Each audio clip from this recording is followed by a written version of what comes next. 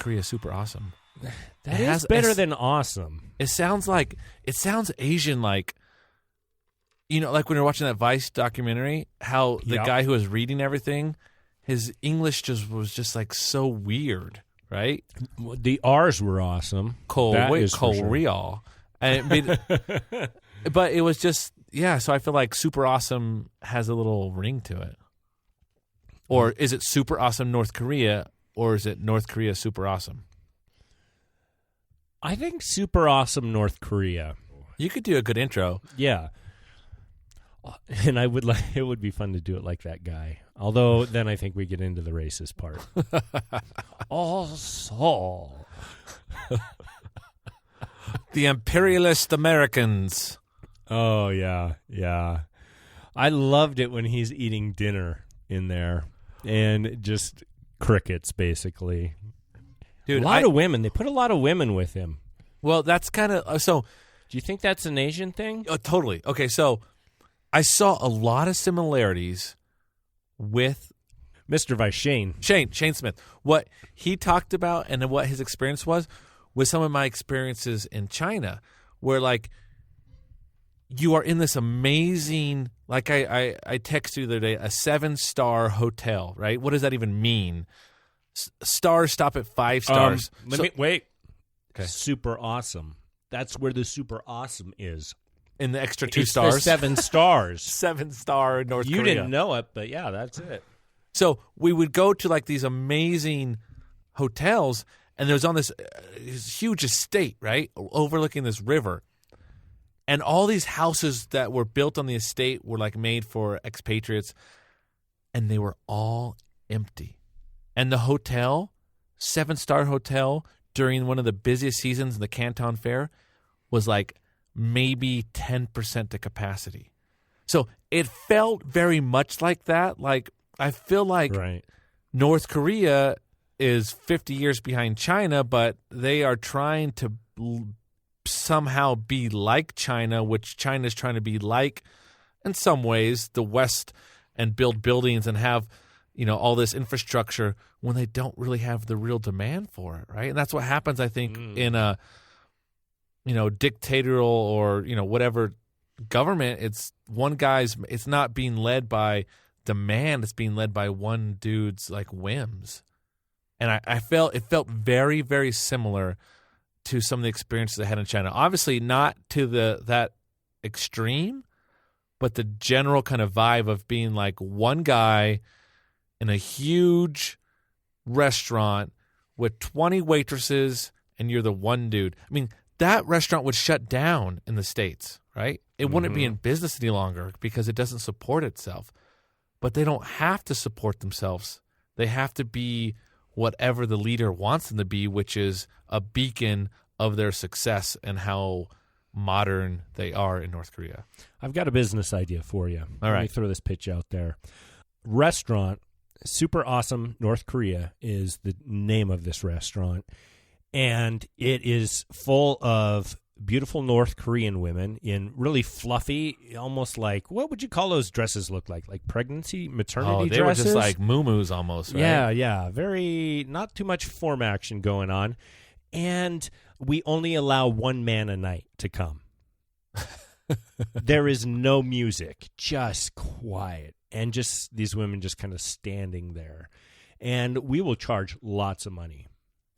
So and we serve really, really bad food, and that's kind of part of the experience. I couldn't quite tell what Shane was talking about as far as it's fried, but it's organic matter. But he wasn't too excited. I could imagine like mush, like, you know, almost like corn cake that's like deep fried. Oh, so yeah, there's carbs and there's calories, but the taste is just like blah, and it's not really, the texture isn't rich. It's just kind of like there. That's what I imagine what he was talking about. Well, tell me this. Would you eat dog if we end up going to North Korea? Because I'm all over eating dog. You know, I'm torn on the dog. Now that I have a dog and I love my dog, I'm torn on eating a dog. I don't blame other people for eating dogs because I look at it and say you have to do what you have to do to survive.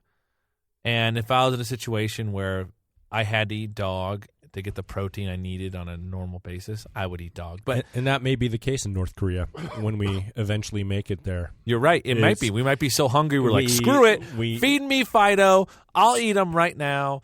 I want. With a little bit of spice on them and I'm good. Well, you've been to China, and I assume you didn't hunt out a dog? No. I've had like scorpions and squirrels and all sorts of other crazy stuff. But okay. I like say the I've idea never been of doing told- something other people are very turned off by. What do you mean? Okay, for instance, I have not been to Star Wars, and I may not. I don't know. But I would go see Hateful Eight in a second. It's like I don't want to do... I don't want to go to Florida. I want to go to North Korea. I want to try different things. And it's not like I'm like, man, I bet dog tastes good. It's I guess maybe I'm just trying to check things off. And I would eat the dog. Well, I mean, I'm with you. That's the whole point. Is like, why do something that's been done a million times when the opportunity to experience something new is out there, right? And at what cost are you willing to pay to experience something new? Because experience something new costs something. Now, I'm not just talking financially, but it's harder. It's more emotional. It's more physical. It's not like you go into Florida and you're sitting on the beach and you have someone serving you food. When you're talking adventure travel, you're talking eating crappy food, sleeping on rock hard beds, being uncomfortable, being in weird situations all the time, but you're experiencing something very few other people have. And I think there's some, to me, I find value in that. And I think that's why we're here, right? There's value in that. Amen. And I'm just going to throw this in here as it stands because I feel like, okay, here we go, people. John and I have discovered that we both have a desire to go to North Korea and visit it. I think we have different reasons. We haven't actually talked a lot about those reasons. I think it'll be funner to kind of explore those on the microphone. But our wives are not interested. And so we've tossed around ideas of like doing a podcast where we, I don't know, where we did lots of North Korea themed things. I kind of like the idea of us just blazing a trail of we want to go, and the culmination of all of this, I would love it if we're originating from North Korea within a year. Oh, I like it. That would make me so very happy. You're throwing it out there to the I'm throwing to the it world. out there. And you know what? This is for the people who get told their idea is stupid. Going there is dumb. Why do you want to go to the North Pole? That's just asinine. Well, I'm with you. I mean, I feel like one thing that's always driven me is not to do the same thing as everyone else. And not to not do it just because. Right. But because, like, I find satisfaction and value and enjoyment in exploring the unknown, like both like introspectively, physically, and I look at like my hobbies as they stand right now, and I see though a little bit of each of those three things in each of my hobbies, like we've talked about before. Like I enjoy ultra running, where I'm running 100 miles at a time, and that's not always because 100 miles is fun, because it's usually not, but because it's the journey to get there, and what you experience along the way is more meaningful when it takes everything you have and everything you are to accomplish that. I find more meaning in that personally than doing something that's just, and I don't want to say easy, but something that's status quo, or Right. that everyone else around you does. And so, well, and I assume that along the way you've been told many a time that you're stupid for wanting to run. oh yeah, you go 100 miles. Oh, I barely, my knees hurt when I walk 10 miles. I hate to drive 100 miles, or but that's not what it's about. And Right. pushing that aside, like that whole thing, I've really been digging for years on why, right? And I think it comes down to what we're talking about here. It's exploring the unknown, because I think through the exploration of the unknown, you discover more about yourself in a deeper and more satisfying way than you do if you do the same thing everyone else does. Why? Because it's harder. Because you're forced to make decisions and think about things that you wouldn't have to otherwise. And I don't think I don't want to knock what other people do, because I that's not where I'm coming from. I'm talking about myself personally, and it sounds like we're kind of in similar places where that's where on the outer rims of society, I think, is where I find the most satisfaction and the most adventure and the most, fulfillment in life. And we're also not opposed to doing the popular things. I've been to Hawaii a couple times, and you're heading over there. We're going next week. And I finally went to Europe and thought it was fantastic. It gave me another taste of it. But that doesn't stop me from wanting something different. I talk about, I've always loved end-of-the-world movies because I kind of like that idea of just being me, walking through buildings and just, maybe bulldozing it to the ground just for the hell of it because nobody's around. Or I don't know why. Maybe I hate people. No, I'm with you. Courtney and I have always had that conversation. Like, I've always been driven to or been attracted to dark post-apocalyptic movies. Like, that's and I'm not talking like Godzilla or like these, Michael Bay. I'm talking natural more like disaster or kind like of things. Psychological, in some ways it's why, I'm not like a huge Walking Dead fan, but that movie, that does draw me. Like, if you were to strip away all of modern society's like consequences, and you narrow it down to survival, who are you? Right? And that's really, Who are you? What makes you you? Because with all the cultural and societal constraints, are we really who we are, or are we just products of our society and our culture? And I think that's like a big question that you throw out there. But I think when you drive it, get down to like actual doing something, I feel like adventure traveling to places you're not supposed to go or aren't traditional, I think helps draw that out a little bit, because you're one guy with you realize the culture constraints that you've grown up with no longer matter. Sure. And then who are you? Tell me this. Are you a fan of the original Red Dawn? Red Dawn. Yes, I love Red Dawn. Red Dawn. Okay, here is why I wanted that to happen. I wanted the West to get invaded, and here was my plan. I was going to shoot one of these Russians or these Cubans with a BB gun in the eye, and then I was going to get their AK, and I was going to be set. And then I would carry out the Wolverine mantra and fight back. But back then, you had these feelings of the Soviet Union, always this impending, this fight. These were really evil people. I had teachers who would tell me that, over in the Soviet Union, if they're not teaching them the right things, they take them out and shoot them. Some fear-mongering, huh? Oh, and I had a Russian friend who was like, same thing. we said many of the same things. And so now I see North Korea, and I think, general society here, at least in the United States, that projects this like crazy ruler, unhinged, blocked off society. Maybe that's all true. But my feeling is, and just growing up with the Soviet Union, I think a lot of it is majorly inflated. I think you have these both sides that, yes, you're bitter for 40 years and this back and forth and all that. Yeah, I think you rub each other raw. But I think there's something in there that you just don't know until you go there and you get a real feel for it.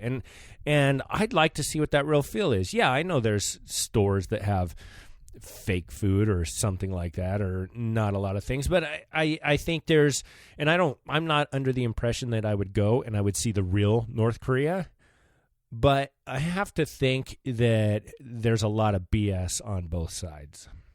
So what just came to mind when you were saying that was like, what if you're able to do like a Humans of North Korea, right?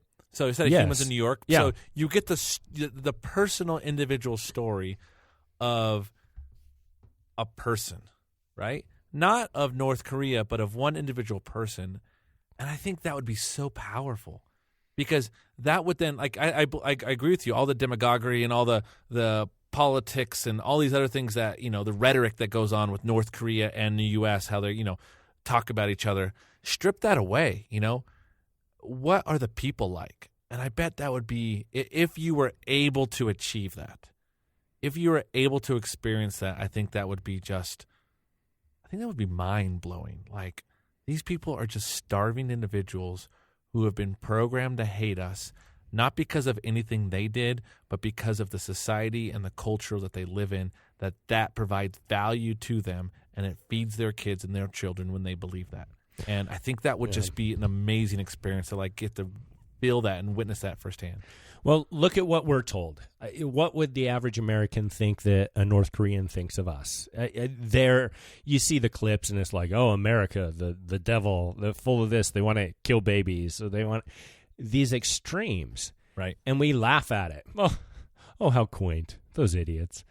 Look at them, and if they saw our impression of them, would that hold up? Would that stand? No, I doubt it. I tend to think they'd be like, you don't live here, you don't know us, or they would just be like, that wouldn't enter their worldview because they're so worried about survival, right? Maybe I bet the vast majority of them don't really care, right? It seems to me to be like, point. It's like I want to eat and have some entertainment and live my life and have my kids. If you think about it, like, in some ways, what Kim Jong-il, Kim Jong-un, and the father above them, I forget his name. I'll have to learn these things. We are gonna all get educated. I feel like they've created the perfect system.